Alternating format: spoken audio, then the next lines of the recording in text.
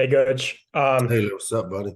So, I wanted to ask you about something you brought up Tuesday. You mentioned the good on good things you guys do in practice that you had cut the past couple of weeks, that you said you were bringing back this week. I'm curious just, how that went this week and how did players kind of respond to, to you reintroducing it? Well, it went well. I only cut one period out of it, the which was the team period. We still did good on good team run the last few weeks. We just had cut one of the periods, which is our last period of the day is typically a team good on good period. Normally we'll do a team run, we'll do a 7-on-7, which helps us, and those we had kept going. But I do think the team period, brings it all together. Whereas team run is focused on a run, the 7-on-7 is focused on the pass, and then we usually bring it together to do it all in a team period at the end of practice. We've instituted it back this week because we've had 2 days off. When you have the schedule that we had, obviously with 13 straight days without a day off, because Sunday's typically the day off, and when you play on a Friday, we move everything up a day. And coming out of training camp, our bye week is in a few weeks, so we are we definitely pay close attention to the player loads. We pay close attention to all the analytics and all the data that we get every day in practice. And to me, I think the compliment is when you see how fast we play on game day. I would say we are a fast team, and a lot of it's due to how we try to practice and ensure that our players are at an optimal level of conditioning and speed on game day. So we did implement the team good on good periods back.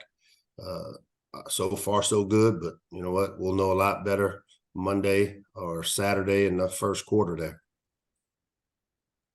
We'll go to George. Hey, Mike, how's it going? George, what's up? Not much, not much. Wanted to ask about environment. You talked a lot about the students and whatnot in Michigan State, but by my count, this is the only grass field you're going to play on in the regular season this year, and it's something that's becoming fewer and far between.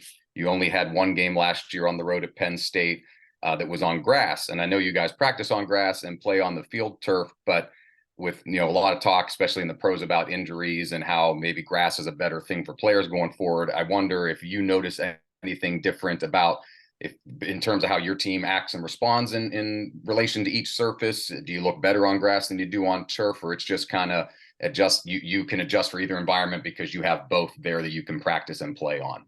Yeah, we practice on both each week. Our Monday, Tuesday, Wednesday practices are on grass. Our Thursday practice is on turf inside the Jones Hill House indoor facility. So I can't say one way or the other the effects that it has. I do know, because of the speed we recruit and how we try to condition and develop our players, that, depending on how high the grass is, I know a year ago I thought that, the grass was a little high or higher than expected.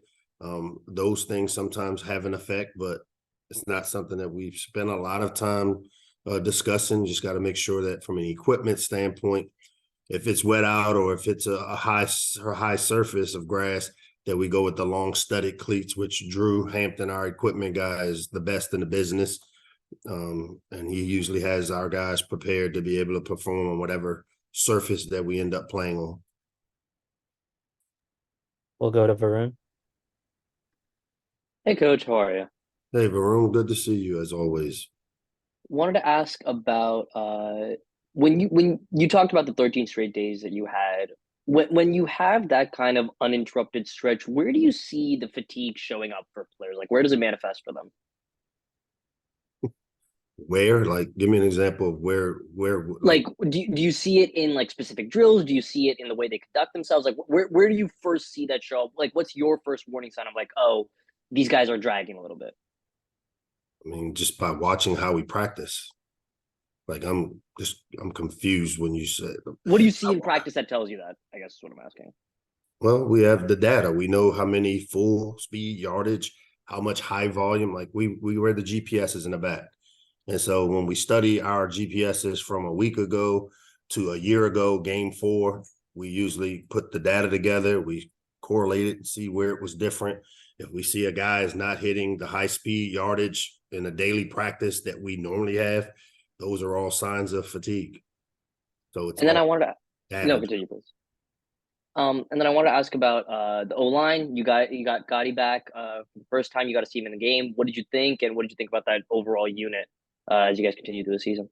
I thought we were good, not great. We gave up some pressures.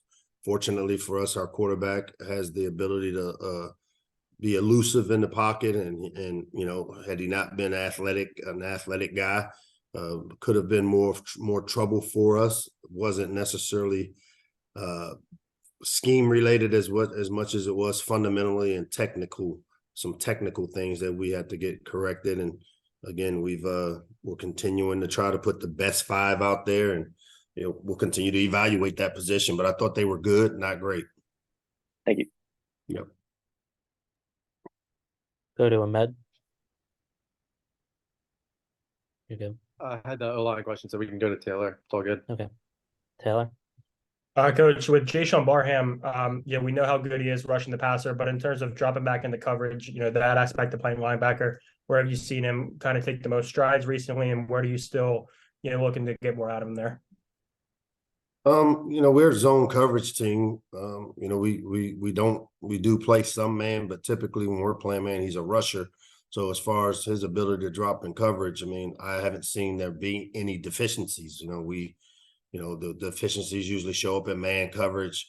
He's one of those guys that every now and then he ends up on a back or maybe a tight end, but because of his ability to rush the passer, you know, we usually are blitzing Jayshon. So, you know, to me, I've seen him, the understanding of knowledge of where he wants to be or where he needs to be in relation to our coverage scheme.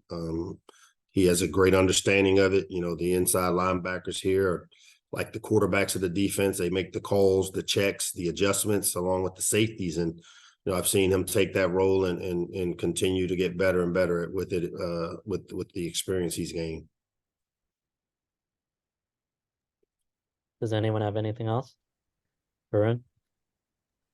Coach, I wanted to go back to something you were talking about Talia as far as him being great at evading pressure. He's been really great at that this year, like even more than previous seasons. Has he done anything different that you're seeing as far as his movement inside or outside the pocket to get away from pressure?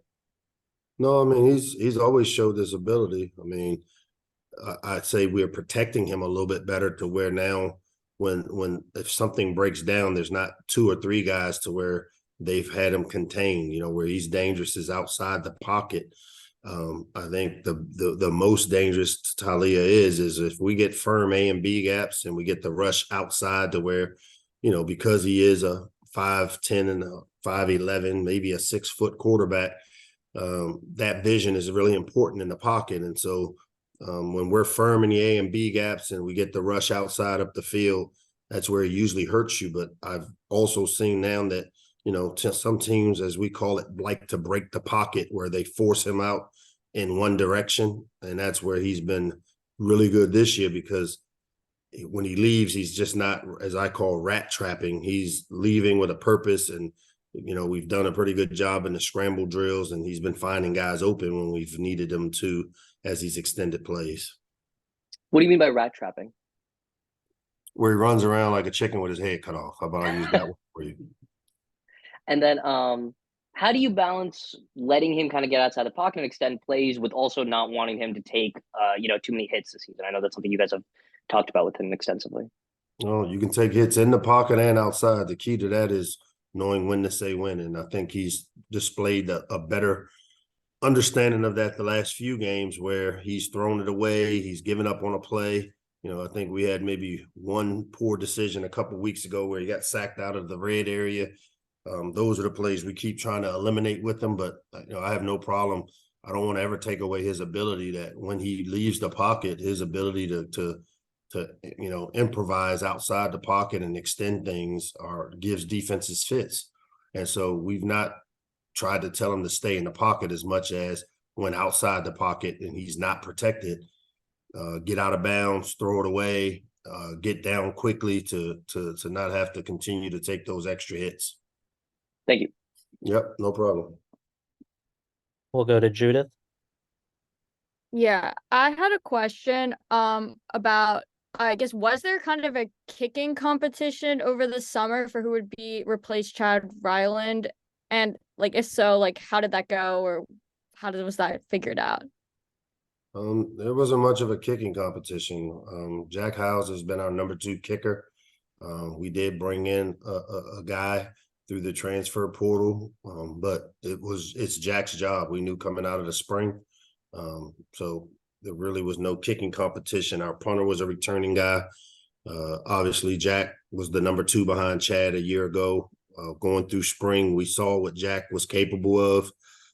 It's been great to see him take over the kickoff duties as well as the consistency of kicking it out of the end zone. So not necessarily did we have a kicking competition this summer. Okay, I wasn't sure about if that was decided, but was there one even in the spring, or was it just kind of for I wasn't covering the team then, so wasn't We've sure. had we had Jack and we had Chad a year ago.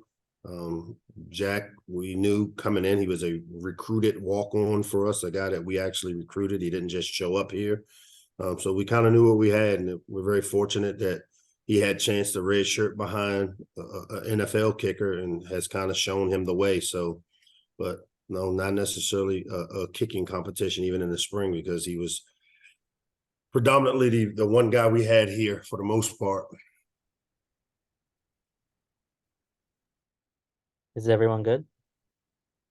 All right, thanks, coach. All right, guys. Thanks a lot.